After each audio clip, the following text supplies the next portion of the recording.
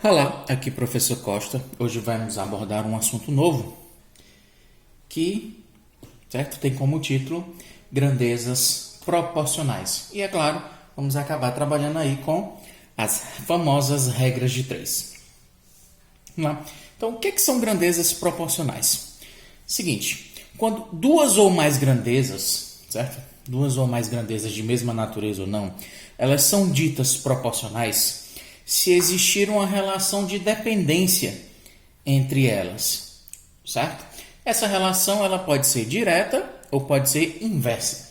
Por isso se chama grandeza diretamente proporcional ou grandeza inversamente proporcional. Então, se essas duas grandezas elas possuem uma relação de dependência entre elas, certo? A gente pode montar já uma grandeza proporcional. Aí resta saber se ela será direta ou inversa. Como assim? Quando é que uma grandeza vai ser diretamente proporcional e quando é que ela vai ser inversamente proporcional?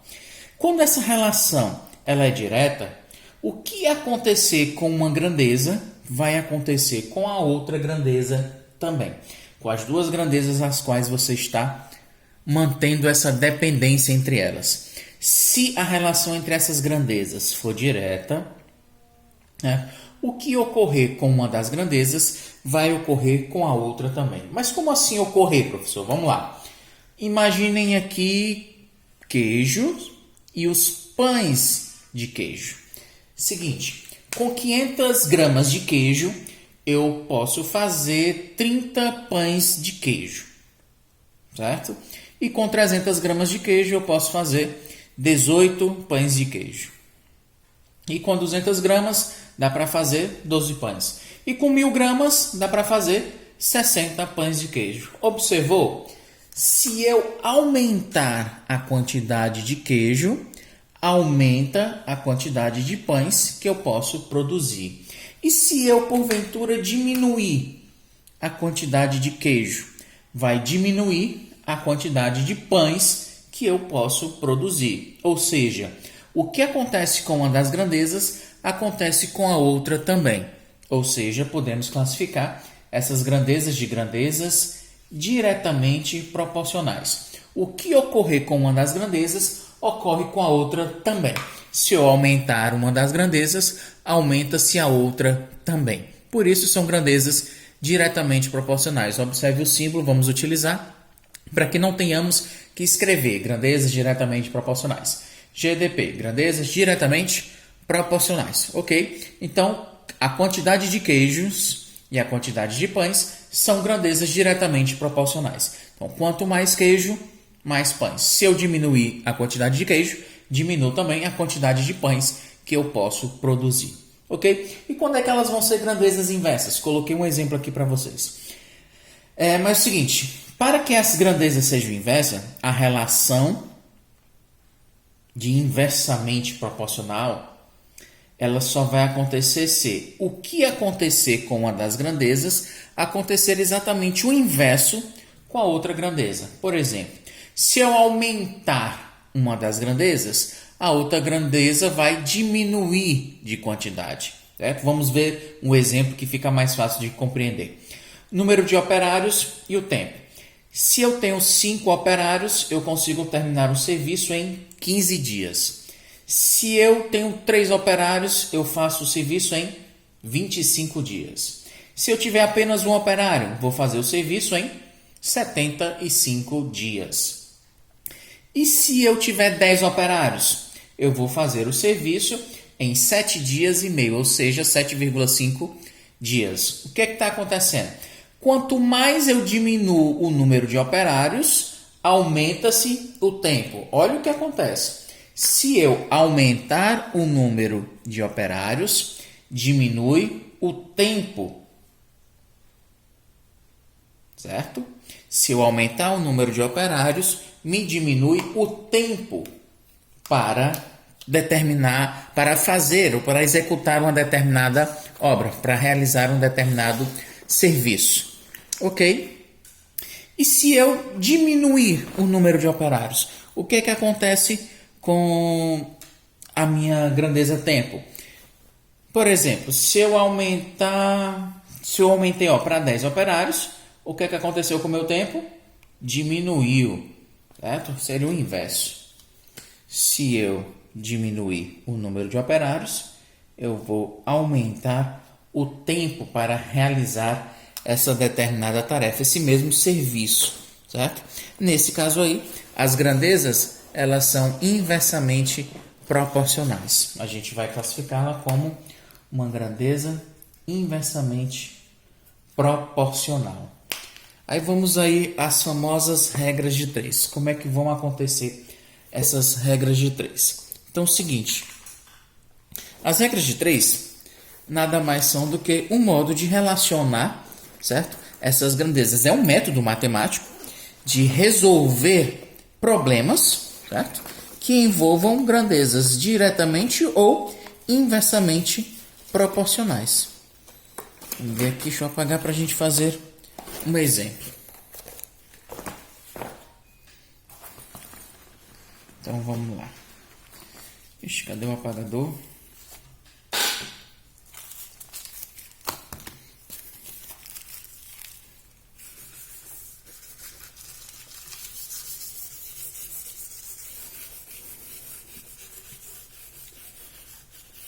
Aí eu trouxe para vocês aqui já 2 exemplos, certo? Já numéricos, 2 problemas, na verdade, as quais vão facilitar aí a compreensão de quando é que uma grandeza é diretamente ou inversamente proporcional. Nós já temos a ideia, certo? Ela é diretamente proporcional se o que acontecer com uma grandeza acontecer com a outra também. E ela é inversamente proporcional se o que acontecer com uma das grandezas acontecer o inverso com a outra. Por exemplo, eu tenho aqui um número de torneiras e o número de horas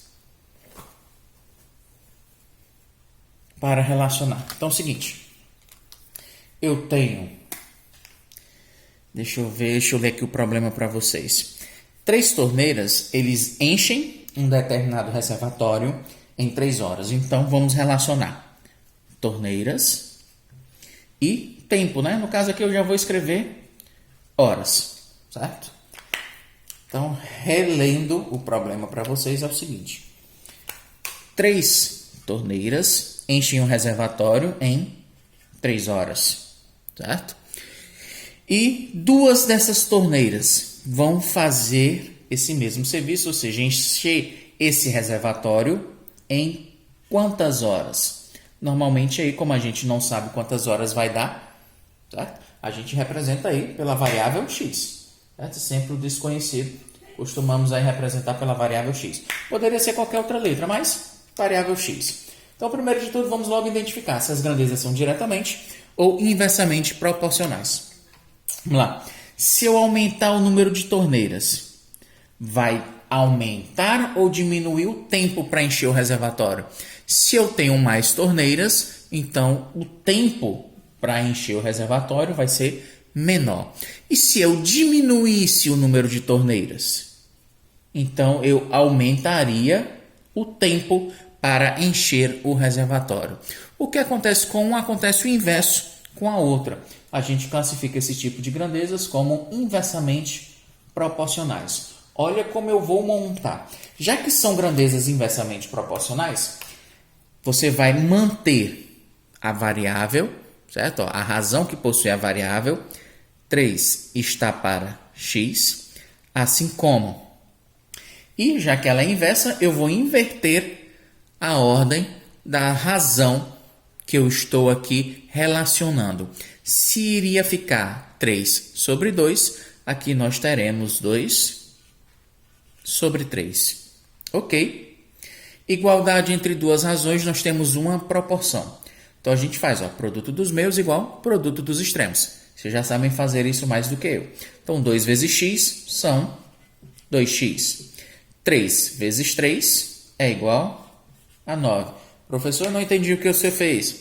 Gente, igualdade entre 2 razões forma uma proporção. Então, produto dos meios é igual produto dos extremos. 2 vezes x são 2x e 3 vezes 3 é 9. Ok?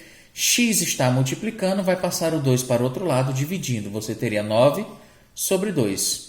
X vai ser, portanto, quanto é 9 dividido por 2? dá 4,5. Aí, dependendo de como seja a questão, você vai me responder.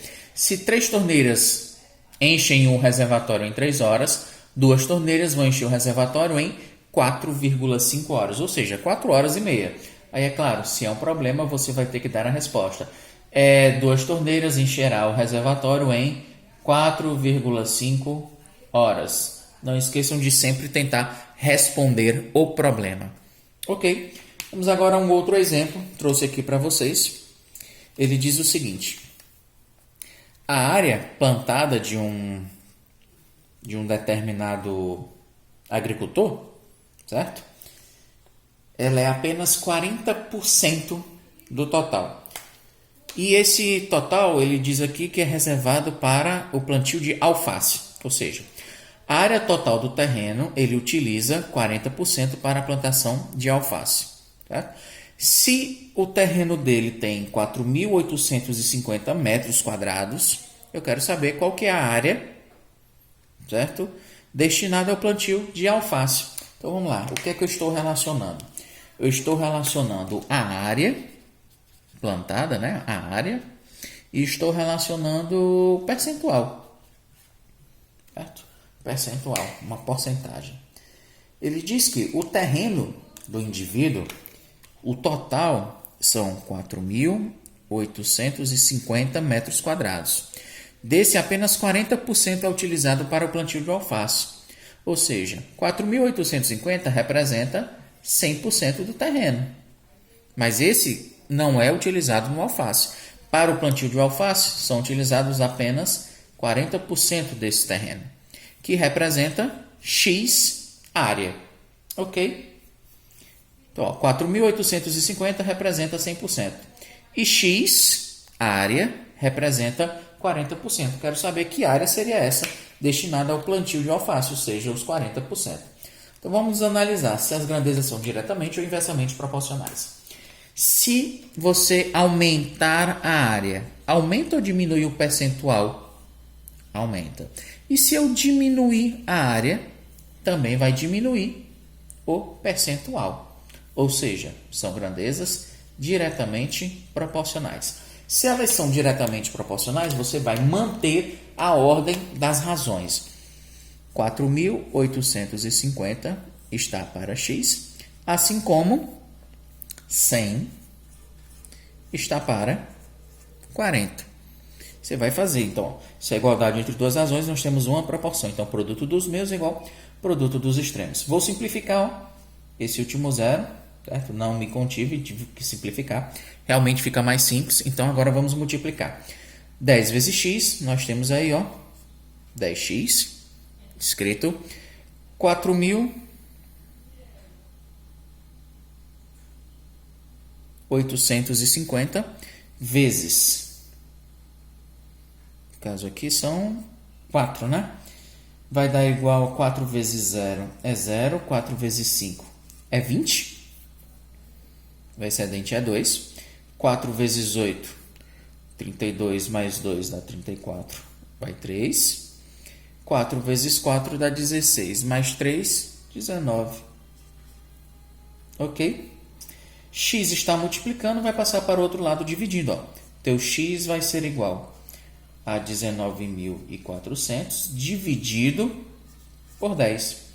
Teu x vai ser igual a 19.400 dividido por 10. O último zero vai eliminar. Fica apenas 1.940. Ok. Então é o seguinte. 4.850 é o terreno completo. Representa 100%. Que área representa os 40%, ou seja, a área destinada ao plantio de alface? 1.940 metros quadrados representam 40% da plantação, ou seja, do terreno, na qual ele utiliza para a plantação de alface. Então, de acordo com o nosso resultado, resposta: qual a área destinada ao plantio de alface? A área destinada ao plantio de alface é de 1.940 metros quadrados. Não esqueçam sempre de tentar responder o problema de acordo com a pergunta do problema. Vou até escrever aqui maior, mas embaixo deu para ver aqui. metros quadrados, ok. São 1940 metros quadrados. Então, galera, sobre grandezas diretamente e inversamente proporcionais, é realmente só isso. O que acontecer com a grandeza, acontece o mesmo ou o inverso com a outra. E a regra de 3 nada mais é do que um método matemático para você resolver problemas que envolvam essas razões, ok? Se for direta, você mantém a razão. Se ela for inversa, você mantém a razão que possui a variável e inverte a outra razão. Então, sobre regra de 3, simples, é isso aí que a gente tem para mostrar hoje para vocês. Obrigado pela atenção e até a próxima. Valeu!